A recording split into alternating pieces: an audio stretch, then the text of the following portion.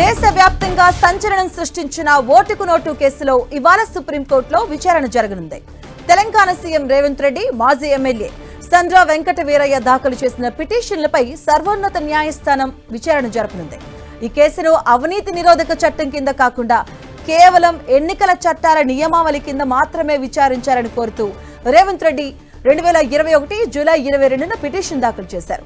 అటు ఈ కేసు నుంచి తన పేరును పూర్తిగా తొలగించాలి అంటూ కోరుతూ మాజీ ఎమ్మెల్యే సండ్ర వెంకట వీరయ్య ఏప్రిల్ 13, 2021న సుప్రీంకోర్టును ఆశ్రయించారు. ఈ రెండు పిటిషన్లను కలిపి జస్టిస్ జేకే మహేశ్వరి నేతృత్వంలోని ద్విసభ్య ధర్మాసనం ఈ రోజు విచారణ జరపనుంది. ప్రధాన నిందితుడు ముఖ్యమంత్రిగా ఉన్నందున రాష్ట్రంలో విచారణ పారదర్శకంగా ఉండదని, కేసును మరో రాష్ట్రానికి బదిలీ చేయాలని కోరుతూ దాఖలైన పిటిషన్లను కూడా పరిగణలోకి తీసుకునే అవకాశం ఉంది. మరి గతంలో ఈ కేసును భోపాల్కు బదిలీ చేయాలి అన్న అభ్యర్థులను సుప్రీంకోర్టు తిరస్కరించింది. ఈ కేసులో మరో నిందితుడు ముత్తయ్య పేరును కేసు నుంచి తొలగించడాన్ని కూడా సుప్రీంకోర్టు సమర్థించింది. ఇదే అంశానికి సంబంధించిన పూర్తి అప్డేట్స్ మా కరెస్పాండెంట్ గోపి లైవ్ ద్వారా అందిస్తారు. గోపి, మాధవి, దేశవ్యాప్తంగా సంచలనం సృష్టించిన ఓటుకు నోటు కేసు ఈరోజు మరోసారి సుప్రీంకోర్టు ముందుకి రాబోతుంది.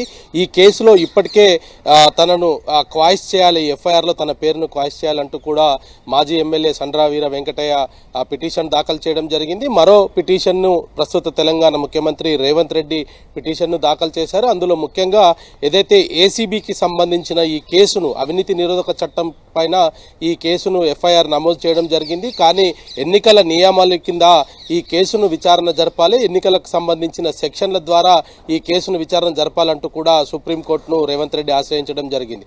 మరోవైపు ఈ కేసులో ఉన్న ప్రధాన నిందితుడిగా ఉన్న వ్యక్తి ప్రస్తుతం తెలంగాణ రాష్ట్రానికి ముఖ్యమంత్రిగా ఉన్న నేపథ్యంలో ఈ కేసు పైన విచారణ ప్రభావం ఉండే అవకాశం ఉన్న నేపథ్యంలో మరో రాష్ట్రానికి ఈ కేసును బదిలీ చేసి విచారణ జరపాలన్న పిటిషన్లు సైతం ఈరోజు ధర్మాసనం పరిశీలించే అవకాశాలు కనపడుతున్నాయి. దేశంలో ఓటుకు నోటుకు సంబంధించిన అంశం పైన ఏ విధమైన సంచలనంగా ఆ కేసు మారింది. ఆ తర్వాత తెలంగాణ హైకోర్టు, అక్కడి నుంచి 2021లో సుప్రీంకోర్టుకు ఈ పిటిషన్స్ రావడం జరిగింది. అప్పటి నుంచి కూడా విచారణ జరుగుతుంది. మరి ఈ రోజు మధ్యాహ్నం వరకు ఈ కేసు వచ్చే అవకాశాలు కనపడుతున్నాయి. మరి మహేశ్వరి నేతృత్వంలోని ద్విసభ్య ధర్మాసనం ఈ కేసును విచారణ జరపబోతుంది. మరి ఇప్పటికే ఈ కేసులో ముద్దాయిగా ఉన్న ముత్తయ్యను ఈ కేసు నుంచి ఆయనను క్వాయిస్ చేయడం జరిగింది. దాన్ని కూడా సుప్రీంకోర్టు సమర్థించడం జరిగింది. మరోవైపు ఈ రెండు పిటిషన్లను కలిపి ఈరోజు విచారణించే అవకాశాలు కనపడుతున్నాయి. విచారణలో భాగంగా గతంలో ఏదైతే ఈ ఏసీబీకి సంబంధించిన సెక్షన్స్ ద్వారా కాకుండా ఇది